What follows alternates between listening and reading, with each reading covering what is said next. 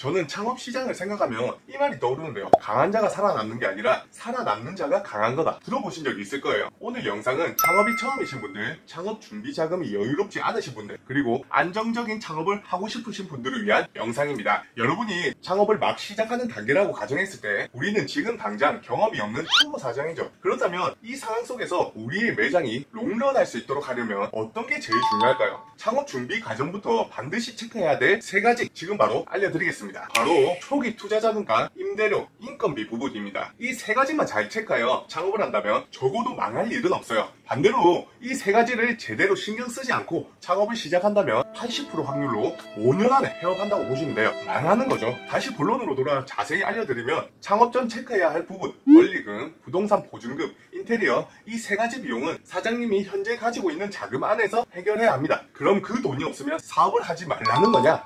네, 안 하시는 게 좋습니다. 사업을 시작하게 되면 나가는 비용이 생각보다 많습니다. 단위 자체가 달라지죠. 몇 백, 몇 천, 쭉쭉쭉 나가게 되는데 이때 앞서 권리금, 부동산 보증금, 인테리어 비용을 갖추고 창업하게 된다면 이 비용이 그만큼 줄어듭니다. 대출이자가 나가지 않는다는 거죠. 대출이자는 고정비로 매달 아무것도 안 하고 숨만 쉬어도 나가는 돈인데 이 비용이 생각보다 많습니다. 이 3가지 비용이 마련되었을 때 창업을 하는 게 가장 좋은 방법이지만 만약 없다고 해서 큰일 나지는 않습니다. 왜냐? 바로 나라에서 지원해주는 지원금이 있기 때문이죠. 물론 대출 형식으로 갚아야 하는 사업도 있지만 지원금 형식으로 무료로 지원해주는 사업이 많습니다. 바로 예비 창업 패키지, 초기 창업 패키지, 신사업, 창업 사관학교 등 예비 창업자를 포함하여 창업한 지 얼마 안 되는 사장님들에게도 해당이 되는 사업인데요. 무료로 지원해주는 만큼 신청 인원이 많아 받기는 쉽지 않지만 한 번은 도전해볼 만한 사업이라 추천드립니다. 사업 초반에 어느 정도 여유 자금을 가지고 있는 것이 롱런하는 비결 중 하나죠. 대부분의 사장님들이 사업 시작할 때 막 희망적으로 몰려가지고 난 잘 될 거야, 망하지 않을 거야, 난 무조건 성공할 거야 하시는 분들이 많아요. 근데 반대로 생각해보면 장사가 안 돼서 폐업하시는 분들은 그런 생각을 안 했을까요? 아니죠. 당연히 했겠죠. 내 사업이 롱런하느냐 아니면 몇 년 안에 문을 닫느냐는 이게 사업 초반에 정해지기 때문에 잘 선택하셔야 합니다. 정리해서 다시 말하자면 창업 전 부동산 보증금,